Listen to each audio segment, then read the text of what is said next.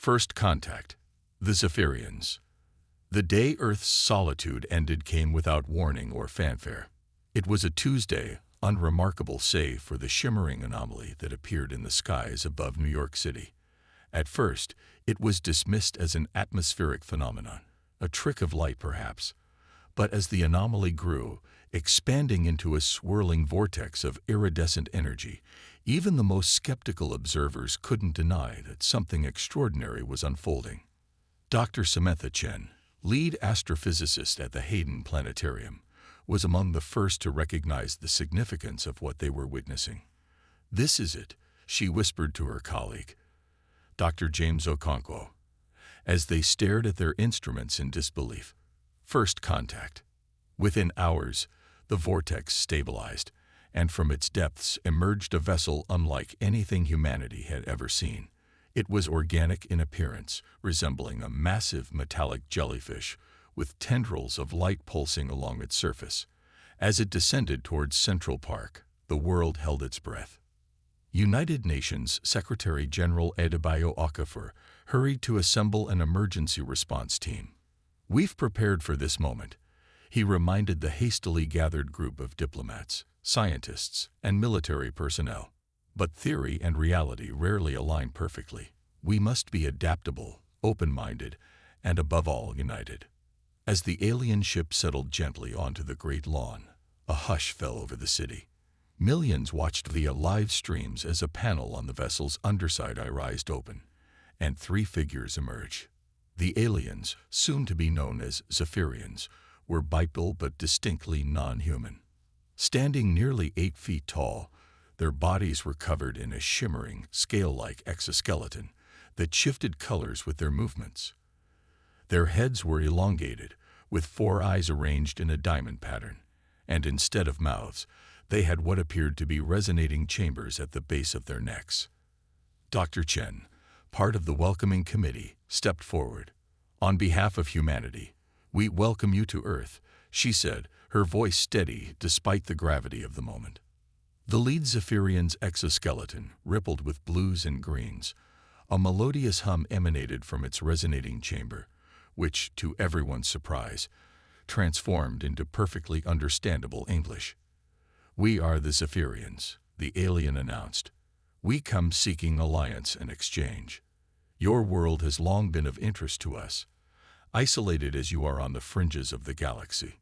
Secretary-General Okafor, standing beside Dr. Chen, replied, "We are honored by your visit and open to discussion. However, I must ask, how is it that you speak our language?" The Zephyrian's colors shifted to a warm orange. "We have been observing your broadcasts for many of your years. It was not difficult to decipher your languages. We chose English for this encounter as it is widely spoken and the primary language of this region." As the initial exchange continued, it became clear that the Zephyrians possessed technology far beyond human capabilities. They spoke of faster-than-light travel, energy sources that could power entire planets, and medical advancements that could cure most human diseases. But it was what they wanted from Earth that caused the first ripples of concern. "Your planet is unique in our experience," the Zephyrian explained. "It contains an element we call quintessence. It is rare and immensely valuable. We propose a trade. Our technology for access to your quintessence deposits." The human delegation exchanged glances. Dr. Okonkwo stepped forward. "I'm not familiar with this element. Could you provide more information?" The Zephyrian's colors darkened slightly. "Quintessence is difficult to explain in your scientific terms. It is a fundamental particle, but also a form of energy. It exists in trace amounts throughout the universe, but Earth has an unusually high concentration." As days passed and negotiations continued, the world watched and waited. Opinion was divided. Many saw the Zephyrians as harbingers of a new golden age for humanity. Others feared subjugation or exploitation. Dr. Chen and her team worked tirelessly to understand quintessence. "It's like nothing we've ever encountered," she reported to the UN Security Council. "It seems to permeate everything, but it's most concentrated in living organisms, especially humans." This revelation sent shockwaves through the diplomatic process. The implication that the Zephyrians were interested in humanity itself, not just Earth's mineral resources, raised alarm bells. Secretary General Okafor confronted the Zephyrian delegation. "We need complete transparency. What exactly do you intend to do with this quintessence?" The lead Zephyrian's colors whirled in complex patterns. "Quintessence is the key to our most advanced technologies. It powers our ships, enhances our abilities, and extends our lifespans. We have no intention of harming humans. We merely seek to harvest small amounts of quintessence from willing donors." Despite assurances, trust began to erode. Protests erupted in cities worldwide. "Humans are not a resource," became a rallying cry. As tensions mounted, an unexpected voice rose to prominence. Dr. Yuki Tanaka, a philosopher and ethicist, gained global attention with her nuanced approach to the situation. "We stand at a crossroads," she said in a widely broadcast speech. "The Zephyrians offer us the stars, but at what cost? We must consider not just the immediate benefits, but the long-term implications for our species and our planet. Are we ready to become citizens of a larger galactic community? Can we ensure that this exchange is truly equitable?" Her words resonated with many, encouraging a more thoughtful dialogue about humanity's place in the cosmos. Meanwhile, the scientific community raced to understand quintessence. Dr. Chen's team made a breakthrough, discovering that quintessence was linked to human consciousness and creativity. "It's not just a physical resource," she explained to a rapt audience of world leaders. "Quintessence seems to be the source of our ability to imagine, to innovate, to push boundaries. It's what makes us human." This discovery shifted the entire paradigm of negotiations. Humanity now understood that they possessed something truly unique and valuable. The question was no longer whether to trade, but how to engage with the galactic community while protecting the essence of humanity. As the first month of the Zephyrians' visit drew to a close, Earth stood on the brink of a new era. The initial shock of first contact had given way to a complex web of diplomatic, scientific, and philosophical challenges. Secretary General Okafor, addressing the United Nations General Assembly, summed up the situation. "We have been given an opportunity and a challenge. The Zephyrians have opened the door to the stars, but we must step through on our own terms. Our quintessence, our humanity, is not for sale, but perhaps it is something we can share in exchange for knowledge and alliance." As he spoke, teams of scientists, diplomats, and ethicists were already working on proposals for limited quintessence sharing, technological exchange programs, and safeguards to protect Earth's interests. The Zephyrians, for their part, seemed both impressed and perplexed by humanity's response. "Your species is unlike any we have encountered," the lead Zephyrian admitted. "Your quintessence gives you a potential we had not fully grasped. We look forward to learning from you, as much as you may learn from us." As night fell over New York, the Zephyrian ship glowed softly in Central Park, a beacon of the new reality humanity now faced. In homes, labs, and government offices around the world, people grappled with the implications of these events. Humanity had taken its first steps onto the galactic stage. The journey ahead was uncertain, filled with both promise and peril. But one thing was clear: the human spirit, that ineffable quintessence, would be the key to navigating this new frontier. Dr. Chen, looking up at the stars from her lab, smiled softly. "What can be said of humans?" she mused. "That when faced with the unknown, we don't just adapt. We rise to the challenge. We redefine the possible." The story of humanity among the stars was just beginning, and the next chapters promised to be extraordinary. The galactic stage. 6 months after the arrival of the Zephyrians, Earth was a planet transformed. The initial shock of first contact had given way to a frenetic period of adaptation and innovation. Humanity, true to form, had thrown itself headlong into the challenge of becoming a recognized member of the galactic community. Dr. Samantha Chen stood before the newly established Interstellar Relations Committee, her holographic presentation flickering to life behind her. "Ladies and gentlemen," she began, "I'm pleased to report that our understanding of quintessence has advanced significantly. We've developed a safe, non-invasive method of harnessing small amounts of quintessence from willing volunteers." The room buzzed with excitement. Senator Alejandro Reyes leaned forward, his eyes bright with interest. "And the applications, Dr. Chen?" "Extraordinary," she replied. "We've used quintessence to enhance our existing technologies in ways we never thought possible. Our first FTL prototype is already in testing, and our medical advancements are, well, they border on miraculous." As Earth took its first tentative steps into the galactic political arena, it became clear that humanity's unique relationship with quintessence made it a player of unexpected significance. The Galactic Confederation, a loose alliance of spacefaring civilizations, had initially viewed Earth as a primitive newcomer. That perception was rapidly changing. Ambassador Zaran Kosi, Earth's first representative to the Galactic Confederation, stood before the assembled alien delegates on the neutral world of Harmonix. Her voice was steady, her gaze unflinching. "Esteemed members of the Confederation," she began, "Earth comes before you not as a supplicant, but as a partner. We offer not just our quintessence, but our creativity, our adaptability, and our unwavering spirit. In return, we seek not handouts, but opportunities. Opportunities to learn, to grow, and to contribute to this grand tapestry of galactic civilization." Her words, translated by advanced AI into a dozen alien languages, sparked a ripple of murmurs through the assembly. The Zephyrian delegation's colors pulsed with what seemed to be approval, while the reptilian Srathi representatives hissed softly among themselves. As Ambassador Nkosi continued her address, outlining Earth's proposals for cultural exchange programs, joint scientific ventures, and regulated quintessence trade, the various alien factions began to take clear positions. The Zephyrians, as Earth's first contact, remained supportive, though their motivations were increasingly scrutinized. The Srathi, a mercantile species, saw potential profit in human ingenuity. The Etheri, beings of pure energy, were fascinated by the metaphysical implications of quintessence. But not all reactions were positive.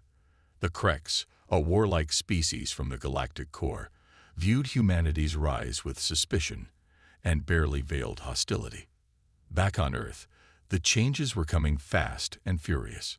Cities were being redesigned with alien technologies, incorporating clean energy solutions and gravity-defying architecture.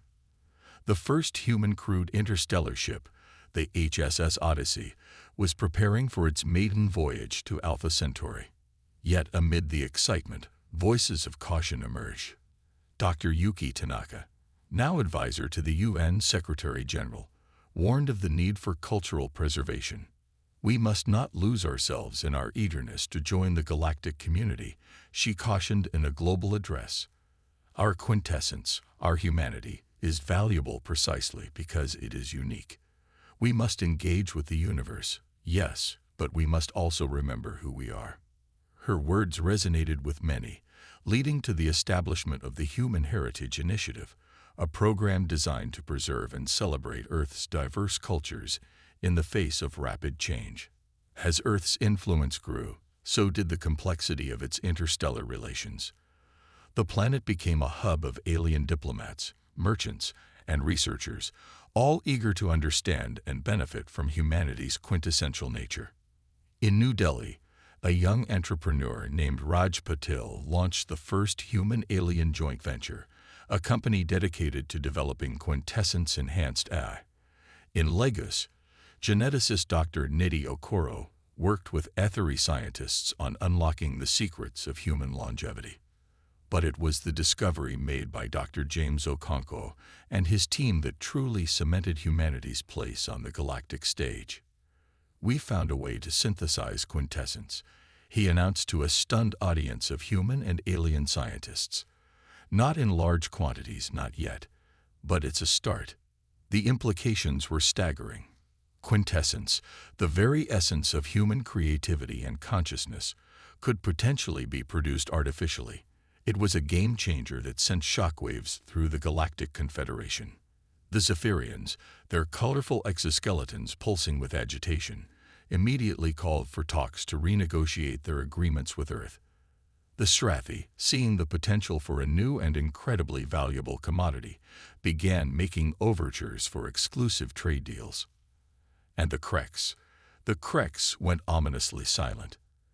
As Earth grappled with its new reality, a message arrived from deep space.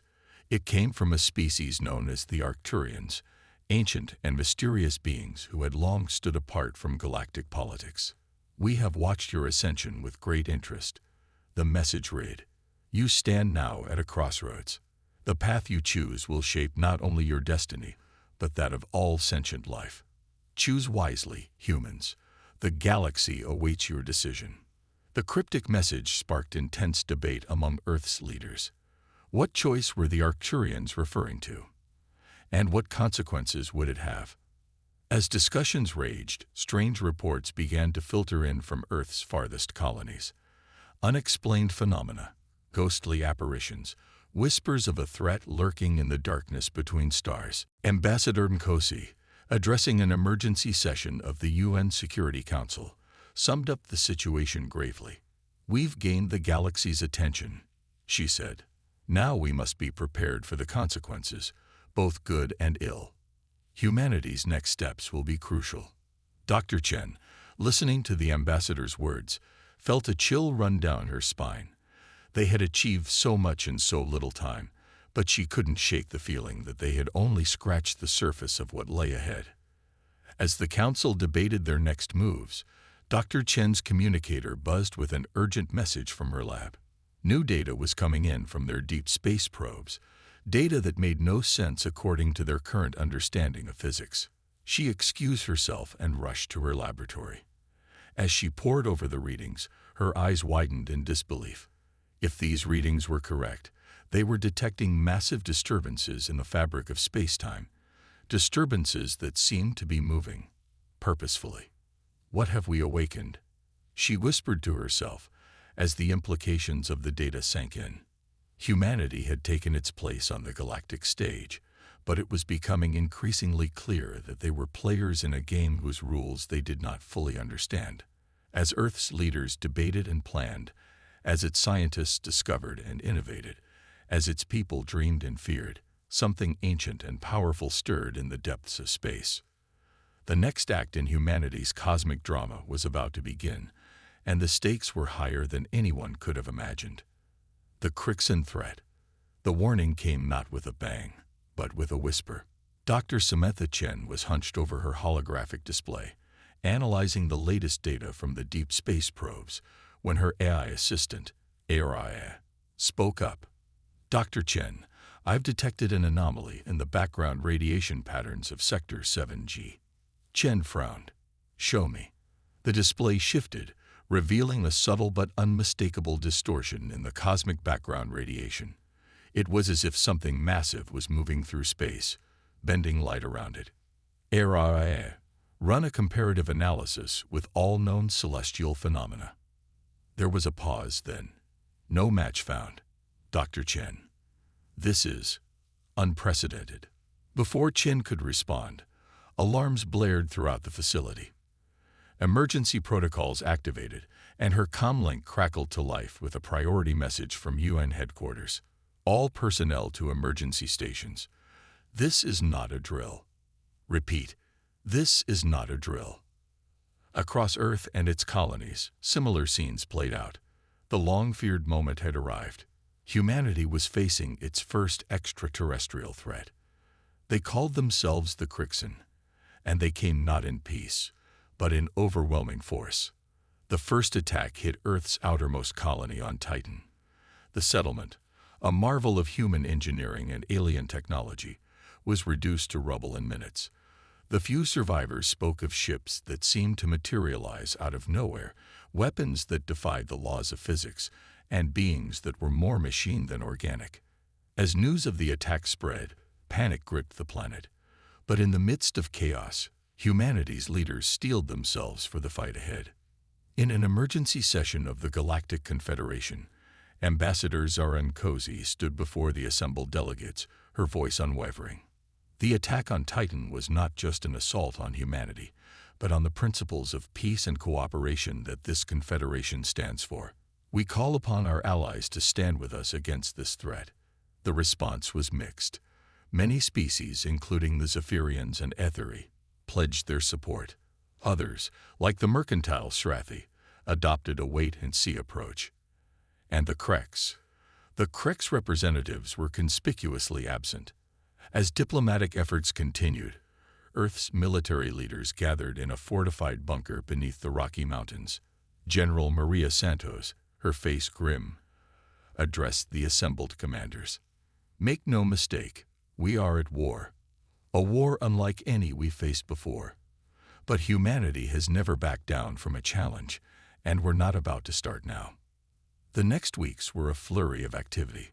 Earth's shipyards worked around the clock, retrofitting vessels with the latest quintessence-enhanced technologies. Dr. Chen and her team labored to unlock the secrets of Crixan tech based on scant data from the Titan attack.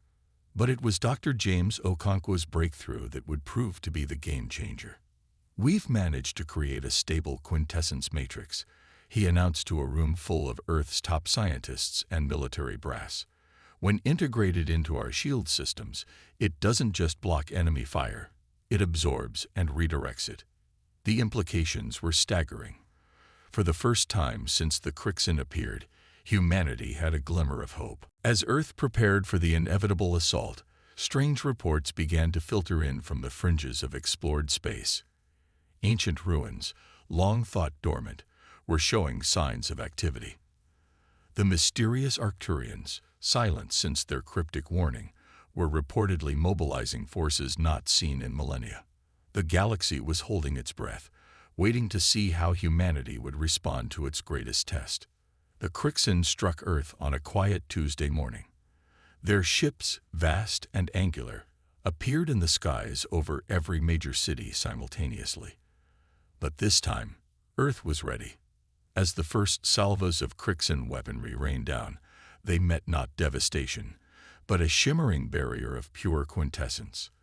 In New York, Tokyo, Lagos, and a dozen other cities, the shields held. Humanity's counterattack was swift and decisive. Squadrons of fighters, their hulls gleaming with quintessence-enhanced alloys, engaged the Crixan ships in breathtaking aerial ballets. On the ground, soldiers equipped with exosuits that married human ingenuity with alien tech fought to repel Crixan landing parties. At the heart of the battle, the HSS Odyssey, Earth's flagship, led the charge. Captain Aisha Kazmi, her voice steady despite the chaos around her, coordinated the global defense from the ship's bridge. "All units, hold the line. We are humanity's last stand. We will not fall." For 3 days and nights, the battle raged. The Crixan, for all their advanced technology, seemed unprepared for the ferocity and adaptability of human resistance. Every time they adjusted their tactics, humanity was one step ahead. In the skies over Sydney, a young pilot named Chen Wei became a legend, his quintessence-powered fighter dancing through Crixan formations, leaving a trail of destruction in his wake. In the streets of Cairo, Dr. Fatima El-Hatem, a brilliant xenobiologist, made a discovery that would turn the tide. Analyzing a fallen Crixan warrior, she realized their biomechanical bodies had a critical weakness. They were susceptible to specific electromagnetic frequencies. As the fourth day dawned, the Crixan forces were in retreat. Humanity, bloodied but unbowed, had done the impossible. They had faced an overwhelmingly superior foe and emerged victorious. But the war was far from over. As the Crixan fleet regrouped at the edge of the solar system, humanity and its allies prepared for the next phase of the conflict. In the aftermath of the battle, as the world began to rebuild, Dr. Yuki Tanaka addressed a global audience. "We have witnessed the power of human potential unleashed," she said, her eyes shining with fierce pride. "Our quintessence, our creativity, our indomitable spirit. These are the weapons that will secure our future among the stars. As she spoke, in laboratories and shipyards across the planet, humans worked tirelessly to unlock new secrets, to push the boundaries of what was possible. The Crixan threat had awakened something in humanity, a fire that would not easily be extinguished. But even as Earth celebrated its victory, questions lingered. Who were the Crixan, really? What drove them to attack? And what role did humanity's mastery of quintessence play in this cosmic drama? In a secure facility, deep beneath the Mariana Trench, Dr. Chen and her team made a startling discovery. The Crixan technology, when examined at its most fundamental level, bore striking similarities to the quantum structures of human consciousness. It's as if, Dr. Chen mused, her voice filled with wonder and trepidation, they're a dark reflection of ourselves, a path we might have taken or might yet take. As she spoke, a priority message flashed on her screen. It was from the Arcturians, breaking their long silence. The true test begins now, the message read. The Crixan are but the harbingers. Prepare yourselves, humans. The fate of all consciousness in the universe hangs in the balance. Dr. Chen felt a chill run down her spine. They had won a battle, but the war, a war they barely understood, was just beginning. In cities around the world, as humans looked to the stars with a mixture of fear and determination, a new saying began to circulate. In the face of darkness, we are the light. In the chaos of the cosmos, we are the order. We are human, and we will prevail. The next chapter of humanity's cosmic saga was about to unfold, and the universe waited with bated breath to see what these quintessence-wielding beings would do next. Humanity's ingenuity unleashed. In the wake of the Crixan attack, Earth was a planet transformed. The initial victory had bought humanity time, but everyone knew it was merely a reprieve. The real challenge lay ahead. In a vast underground complex beneath the Atacama Desert, Dr. Samantha Chen stood before a holographic display of the Milky Way. Red dots indicated known Crixan positions, pulsing ominously. They're regrouping, she explained to the assembled world leaders. But so are we. And this time, we're not just defending. We're taking the fight to them. The audacious plan she outlined was met with a mix of awe and skepticism. It wasn't just about developing new weapons or shields. It was about fundamentally changing the way humanity interacted with the fabric of space-time itself. Quintessence isn't just energy, Dr. Chen continued. It's the bridge between consciousness and reality. And we're learning to cross that bridge in ways the Crixan can't imagine. Around the world, and across Earth's burgeoning colonial network, a new era of innovation dawned. The threat of extinction had unleashed human creativity in unprecedented ways. In orbit around Jupiter, the massive shipyards of New Olympus worked tirelessly. Here, under the guidance of engineer Hiroshi Tanaka, a new class of vessel was taking shape. The HSS Prometheus wasn't just a warship. It was a mobile research platform, capable of conducting advanced quintessence experiments in deep space. We're not just building a ship, Tanaka explained to a group of wide-eyed apprentices. We're building humanity's future among the stars. Meanwhile, in a hidden facility beneath the streets of London, Dr. Aisha Kazmi led a team of biotechnologists in pushing the boundaries of human enhancement. The Crixan are biomechanical, she said, her eyes gleaming with excitement. But we're taking it a step further. We're creating interfaces that allow human consciousness to directly manipulate quintessence fields. The first trials of these enhancements were nothing short of miraculous. Volunteers demonstrated abilities that seemed to defy the laws of physics: telekinesis, short-range teleportation, even limited precognition. But it wasn't just in the realms of high technology that humanity's ingenuity shone. In a small village in Peru, a farmer named Carlos Human made a breakthrough in quintessence-enhanced agriculture, developing crops that could thrive in the harshest environments. His techniques would prove crucial in establishing self-sustaining colonies on distant worlds. As humanity prepared for the next phase of the conflict, The Galactic Confederation watched with a mixture of awe and trepidation. Many species, seeing the rapid advancements Earth was making, began to view humans not just as allies, but as potential leaders in the fight against the Crixin. The Zephyrians, Earth's first alien contacts, were particularly supportive. "We always knew humans were special," their ambassador declared. "But even we could not have predicted this. You are reshaping the very nature of galactic warfare." Not everyone was as enthusiastic. The Strathi, ever cautious, warned of the dangers of advancing too quickly. And the Krex, their silence finally broken, made veiled threats about the consequences of upsetting the galactic balance of power. But humanity, its survival at stake, pressed on. The day of reckoning came sooner than anyone expected. A massive Crixin fleet, larger than anything seen before, appeared at the edge of the solar system. But this time, Earth didn't wait for them to attack. Operation Lightbringer, as it was called, was humanity's boldest move yet. Led by the HSS Prometheus, a fleet of Earth's most advanced ships slipped behind enemy lines, using experimental quintessence-powered stealth technology. Their mission: to strike at the heart of Crixin power, a massive space station hidden in the depths of the Oort cloud. As the battle began, it quickly became clear that this was unlike any conflict in galactic history. Human ships, their hulls glowing with quintessence energy, danced through space in ways that defied conventional physics.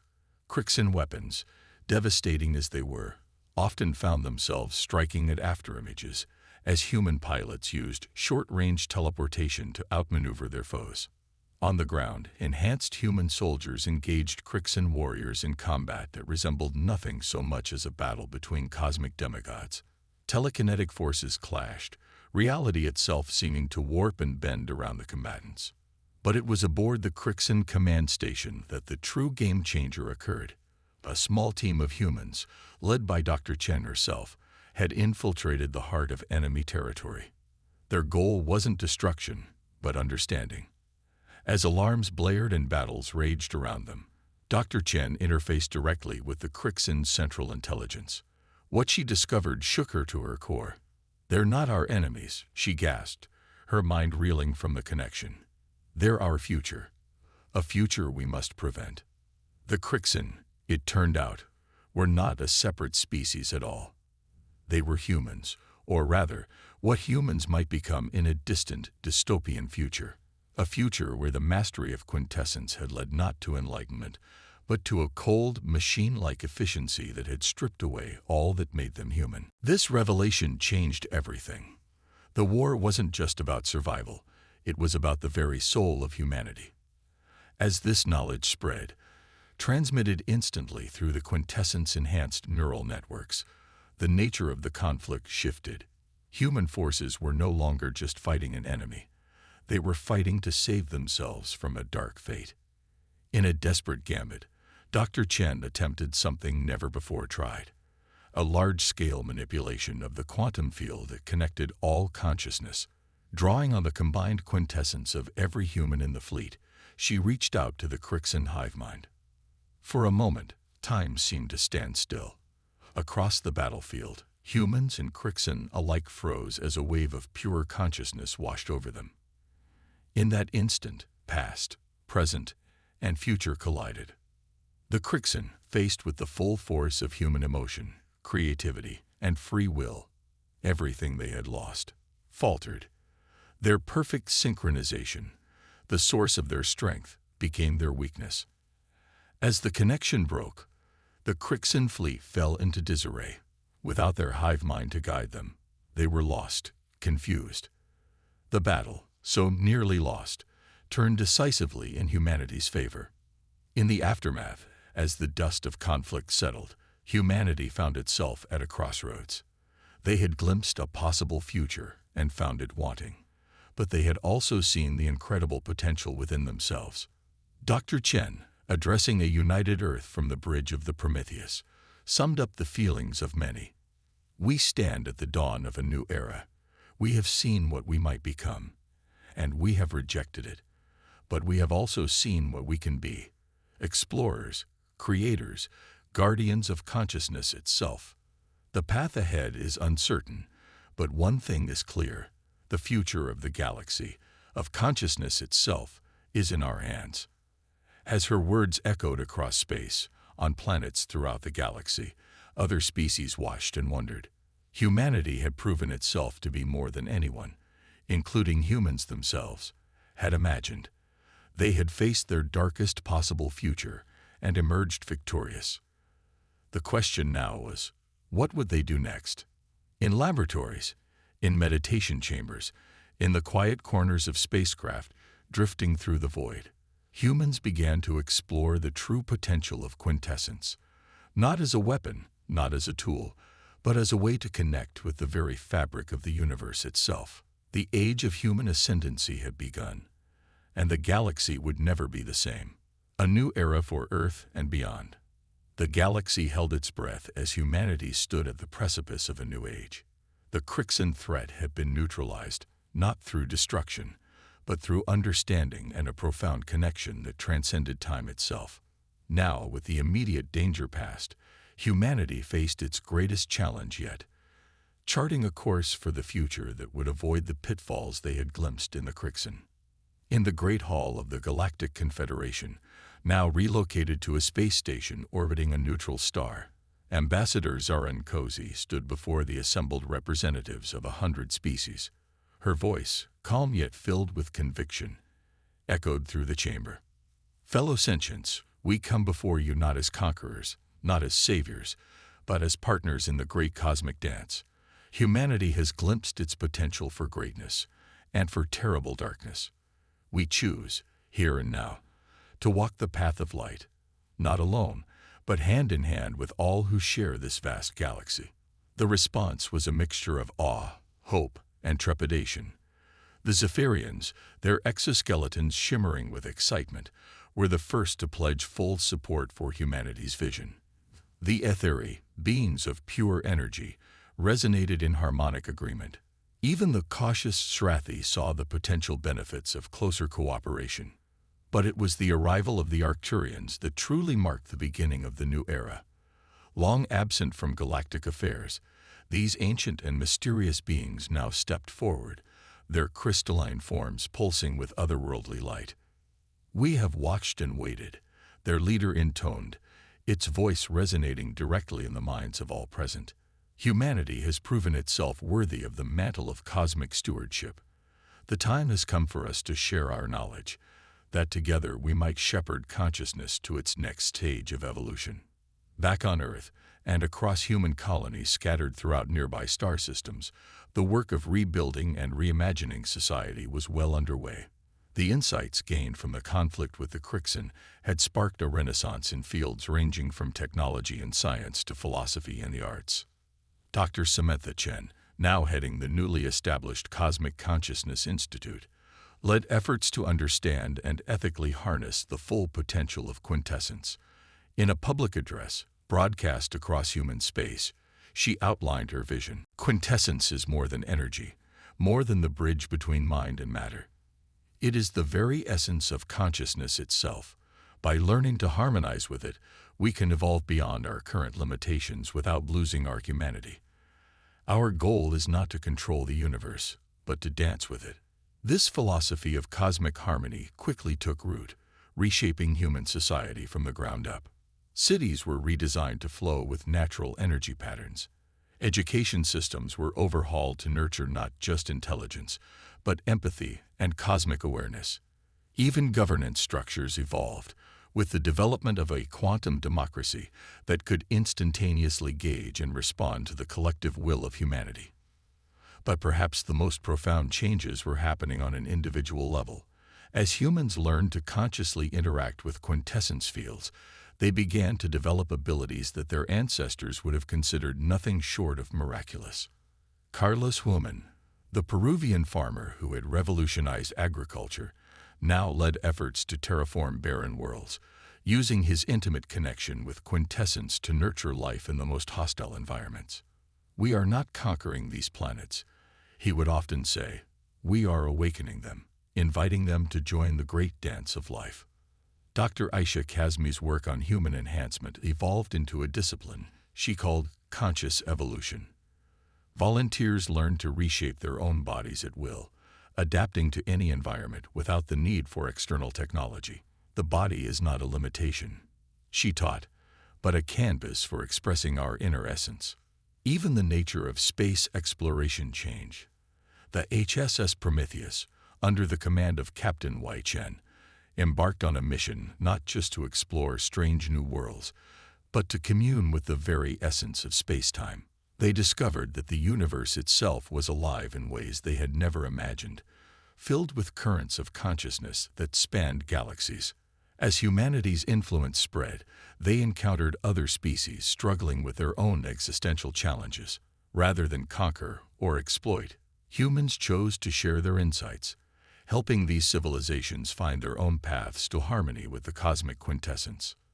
The Crixin, those future humans who had nearly destroyed their past, were not forgotten. Teams of scientists and philosophers worked tirelessly to understand how humanity had taken such a dark turn in that potential timeline. Their findings led to the establishment of ethical safeguards and practices designed to ensure that progress never came at the cost of compassion and individuality. Centuries passed, and humanity's journey of discovery continued. They had become guardians of consciousness, nurturers of young civilizations, and explorers of realities beyond the physical. Yet through it all, they remained quintessentially human, curious, creative, and ever striving to understand their place in the cosmic tapestry. In a quiet garden on New Earth, a colony world that had become a shining example of human-alien cooperation, Dr. Yuki Tanaka, now well over a century old but kept vital by her mastery of quintessence, sat with a group of children, human, Zephyrian, and others. What can be said of humans? She mused, her eyes twinkling with the wisdom of ages. We are dreamers and doers, explorers and nurturers. We have faced our darkest potential and chosen a different path. We have learned that true power lies not in domination, but in harmony. We are but one thread in the grand tapestry of the cosmos, but we weave our part with joy and purpose. As she spoke, a shimmer in the air caught the children's attention. A group of Arcturians materialized, their crystalline forms glowing softly in the dappled sunlight. "It is time," one of them announced. "The next great journey awaits. Will humanity join us in exploring the multiverse?" Dr. Tanaka smiled, feeling the pulse of excitement run through the collective consciousness of humanity. New frontiers, new challenges, new opportunities to grow and learn. "We are ready," she said, speaking for all of humanity. "Let the next chapter of our cosmic adventure begin." As the children cheered and the Arcturians hummed with approval, Dr. Tanaka gazed up at the star-filled sky. Humanity had come so far, had overcome so much. Yet she knew that this was not an ending, but a beginning. The true nature of consciousness, of reality itself, was a mystery that would take eons to unravel. But that was okay. After all, the joy was in the journey, in the constant becoming. And humanity, with its unique blend of curiosity, creativity, and compassion, was uniquely suited for just such an endless adventure. As the first teams of human explorers prepared to step into other universes, as young species across the galaxy looked to Earth for guidance and inspiration, as the cosmic quintessence pulsed with the collective dreams of countless sentient beings, one thing became clear. The age of humanity had only just begun, and the universe, no, the multiverse, would never be the same again. What can be said of humans?